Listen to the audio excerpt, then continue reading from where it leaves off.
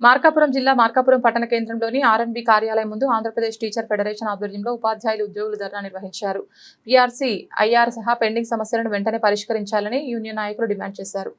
సందర్భంగా జిల్లా అధ్యక్షులు షేక్ నాయబ్ రసూల్ మాట్లాడుతూ ఉపాధ్యాయులు ఉద్యోగుల సమస్యలు ఇంకా అపరిష్కృతంగానే ఉన్నాయని ఆవేదన వ్యక్తం చేశారు. 2023 జూలై 1 నుంచి 12వ పీఆర్సీ అమల్లోకి రావాల్సి ఉన్నప్పటికీ ఇప్పటికీ 11వ పీఆర్సీ బకాయిలు చెల్లించలేదని అన్నారు. ప్రభుత్వం ఏర్పడి 2 ఏళ్లు దాటినా పీఆర్సీ చైర్మన్ నియమించలేదని విమర్శించారు. గత ప్రభుత్వ కాలానికి సంబంధించిన బకాయిలతో సుమారు 25,000 కోట్ల పెండింగ్ ఇంకా ఉన్నాయని పేర్కొన్నారు.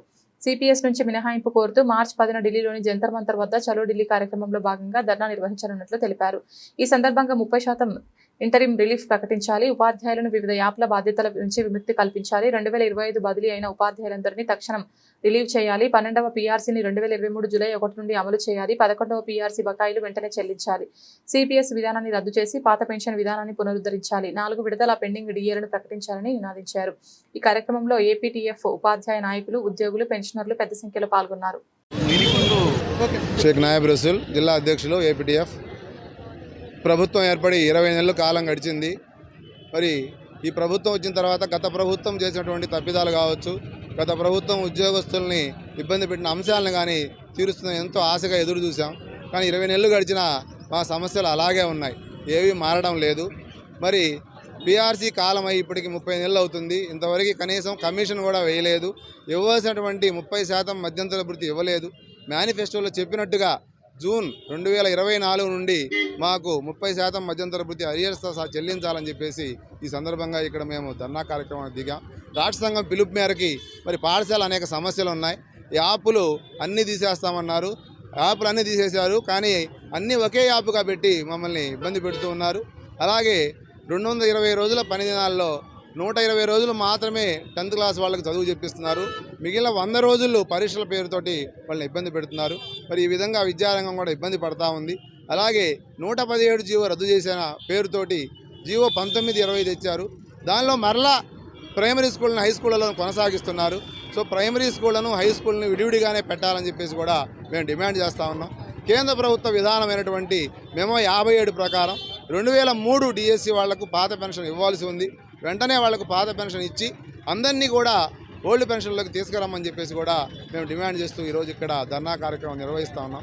అట్లాగే 2022 నుండి మాకు సరెండర్ లీవ్ బకాయిలు రాలేదు. రిటైర్ అయిన వాళ్లకు గత 16 నెలలుగా ఎన్కాష్మెంట్ లీవ్ లేదు, 16 నెలలుగా గ్రాడ్యుటీ లేదు. చనిపోయిన వాళ్లకు దాదాపు సంవత్సరం నుంచి ఎక్స్గ్రేషియా లేదు. అనేక సమస్యలతోటి చనిపోయిన కుటుంబాలు ఇబ్బంది పడుతున్నాయి. 5 సంవత్సరాలుగా కారుణ్య నియామకాలు జరక్క, జూనియర్ అసిస్టెంట్ పోస్టులు రాక అనేక కుటుంబాలు ఈరోజు రోడ్డున పడి ఉన్నాయి. మరి ఈ సమస్యలన్నీ తీర్చాలని, ప్రభుత్వం వెంటనే స్పందించాలని చెప్పేసి కూడా డిమాండ్ చేస్తూ మేము ఈ ధర్నా కార్యక్రమం నిర్వహిస్తూ ఉన్నాం. ఇది పాత తాలూకా కేంద్రాల్లో తొలిదశ ఉద్యమం. దీని తర్వాత 10వ తరగతి పరీక్షలు అయిపోయిన తర్వాత మలిదశ ఉద్యమం మళ్ళీ జిల్లా కార్యాలయాల్లో రాష్ట్ర స్థాయిలో కూడా జరగడం జరుగుతుందని చెప్పేసి తెలియజేస్తున్నాం. ఉద్యోగ ఉపాధ్యాయులు, పెన్షనర్లు ఎంతో ఆశగా ప్రభుత్వం చూస్తున్నారు.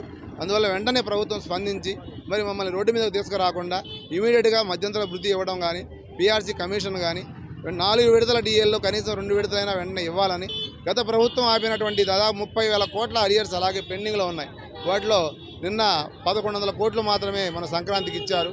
అవన్నీ కూడా అరియర్స్ అన్నీ చెల్లించి 11వ పీఆర్సీ బకాయిలు కూడా చెల్లించి పాఠశాలను రక్షించాలి. అదేవిధంగా ఈ చైల్డ్ కేర్ లీవ్ అంశంలో డిపెండెంట్ అనే క్లాజ్ తొలగించాలని చెప్పేసి దాదాపు మన జిల్లాలో, ప్రకాశం జిల్లాలో 1100 పైన ఉపాధ్యాయ పోస్టులు ఖాళీగా ఉన్నాయి. ఈ 1100 ఉపాధ్యాయ పోస్టులు అన్నింటినీ కూడా వెంటనే డిఎస్సి ప్రకటించాలి. గత డిఎస్సిలో కూడా ప్రకాశం జిల్లాకు అన్యాయం జరిగింది. 800 పైగా ఎస్జిటి పోస్టులు ఖాళీగా ఉంటే కేవలం 80 పోస్టులు మాత్రమే చూపించడం జరిగింది. ఈ చుట్టుపక్కల ఉన్నటువంటి మార్కాపురం డివిజన్లో ఉన్న అనేక మండలాల్లో ఎస్జిటి పోస్టులు ఖాళీగా ఉన్నాయి, వందలాదిగా ఖాళీగా ఉన్నాయి. మరి వెంటనే సరైన లెక్కలతోటి డిఎస్సి నిర్వహించాలని చెప్పేసి కూడా ఈ సందర్భంగా మేము డిమాండ్ చేస్తున్నాం. Thank you.